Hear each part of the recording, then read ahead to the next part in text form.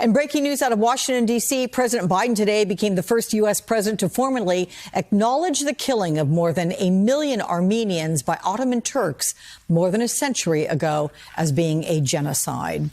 Breaking right now in a historic statement, the president has officially again recognized that genocide. Let's go to NBC's Monica Alba in Washington, D.C. So, Monica, welcome. Let's talk about what the president's saying about this today and the significance of it. It's a big deal.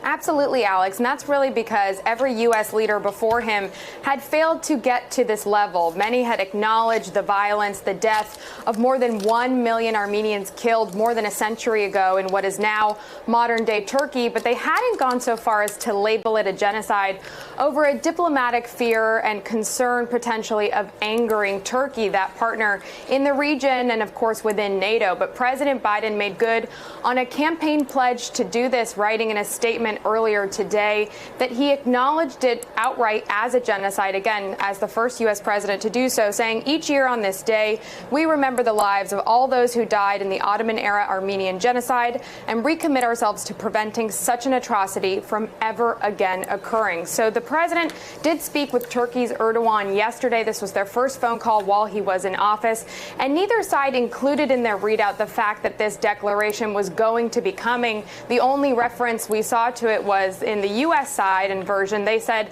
that the U.S. does pledge to work with Turkey and to manage some disagreements. Of course, this would be one of them.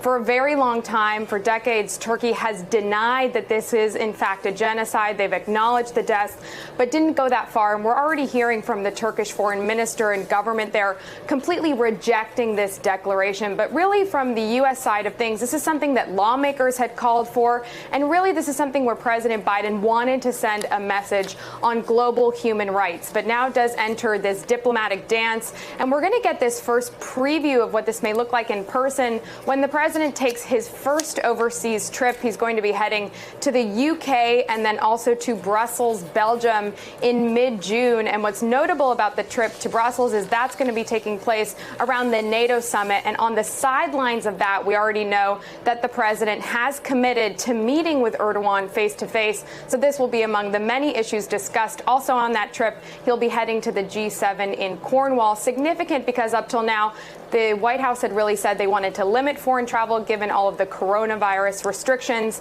But now as things are starting to open back up, we're going to see the president take this trip. Of course, he's been doing so much virtually, as we just saw in that 2-day global summit on the climate crisis. Hey, thanks for watching our YouTube channel. You should know that you can follow today's top stories and breaking news and catch up on your favorite MSNBC shows all in one place. Download the NBC News app today.